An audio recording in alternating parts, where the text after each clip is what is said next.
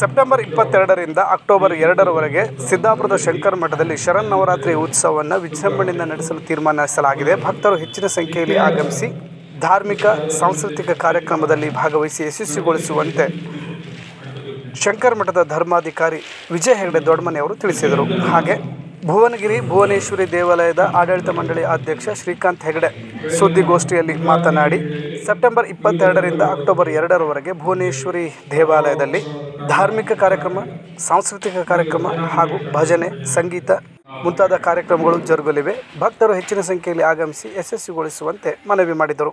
ಈ ಸಂದರ್ಭದಲ್ಲಿ ನಾರಾಯಣ್ ಹೆಗಡೆ ಕಲ್ಲಾರೆಮನೆ, ರಾಕೇಶ್ ಉಪಸ್ಥಿತರಿದ್ದರು.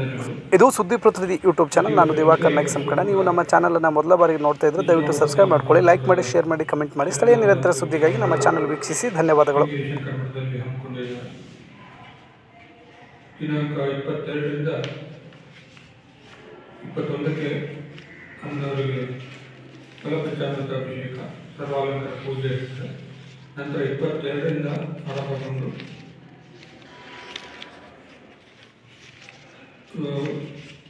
ವಿಜಯದಶಮಿವರೆಗೂ ಕೂಡ ವಿಶೇಷ ಪೂಜೆ ನಡೀತದೆ. ಮಧ್ಯಾಹ್ನ ಪ್ರಸಾದ ಭೋಜನದ ವ್ಯವಸ್ಥೆ ಇದೆ. ವಿಜಯದಶಮಿ ದಿವಸ ದೇವರ ಪಲ್ಲಕ್ಕಿ ಉತ್ಸವ ಬೆಳಗ್ಗೆನೇ ಮಾಡ್ತೇವೆ. ಇದರ ಜೊತೆಯಲ್ಲಿ ಪ್ರತಿ ವರ್ಷದಂತೆ ಸಂಸ್ಕೃತಿ ಸಂಪದೋತ್ಸವ ಎನ್ನುವ ಒಂದು ಕಾರ್ಯಕ್ರಮದಲ್ಲಿ ಸಾಂಸ್ಕೃತಿಕ ಕಾರ್ಯಕ್ರಮವನ್ನು ಆಯೋಜಿಸಿದ್ದೇವೆ. ತಮಗೆ ಈಗಾಗಲೇ ಆಮಂತ್ರಣವನ್ನು ಕೊಟ್ಟಿದ್ದೇವೆ. ಅದರ ವಿವರ ಇದೆ. ಒಂದು ಭಾಸ್ಕರ ಹೆಗಡೆ ಕಲಾವೇದಿಕೆ ಕಲ್ಗದ್ದೆಯವರ ರಾಯಪತ್ರದಲ್ಲಿ ನಾದ ಸಂಧ್ಯಾ ಹಾಗೂ ಸಂಗೀತ ಕಾರ್ಯಕ್ರಮ 25ನೇ ತಾರೀಕು. 26ನೇ ತಾರೀಕು ರಂಗ ಪ್ರಬಂಧದ ಕ್ರಾಂತಿಯ ಪಿಡಿ ಈಗಾಗಲೇ ಇದೊಂದು ಪ್ರದರ್ಶನ ಆಗಿದೆ. ಅದು ಮತ್ತೊಮ್ಮೆ ಅದನ್ನು ಇಲ್ಲಿ ಪ್ರದರ್ಶನ ಮಾಡ್ತಾರೆ. 27ಕ್ಕೆ ಇಲ್ಲಿ ಹೊಸೂರು ಕನ್ನಡ ಶಾಲೆಯ ಮಕ್ಕಳು ಭಾಳ ಹೆಮ್ಮೆ ವಿಷಯ. ಸುಮಾರು 35-40 ಮಕ್ಕಳು ಯಕ್ಷಗಾನ ಕಲಿತಾ ಇದ್ದಾರೆ. ಅವರ ತಂಡದಿಂದ ಶ್ರೀರಾಮ ದರ್ಶನ ಹೇಳುವ ಯಕ್ಷಗಾನ ಬಾಲಕಲಾವಿದರಿಂದ. 28ಕ್ಕೆ ದೊಡ್ಡೋಲದ ನಾಟಕ, 2 ನಾಟಕ ಇದೆ. ಒಂದು ಜನಶತ್ರು, ಮತ್ತೊಂದು ಗಾಸ್ಪೆಲ್ ಸಂಡದ ಬೆಳಕು.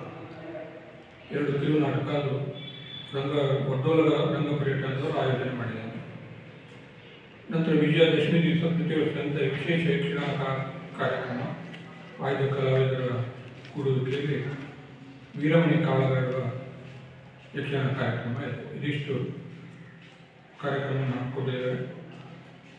ತಾವು ದಯವಿಟ್ಟು ಪಾಲ್ಗೊಳ್ಳಿ ಮತ್ತು ತಮ್ಮ ಮೂಲಕ ಸಮಸ್ತ ಆಸಕ್ತ ಜನರಿಗೆ ವಿಷಯ ಮುಟ್ಟಿಸುವಂಥವರು ಕಾರ್ಯವನ್ನು ಮಾಡಬೇಕು ಅಂತ ತಮ್ಮಲ್ಲಿ ವಿನಂತಿ ಮಾಡ್ತೇನೆ.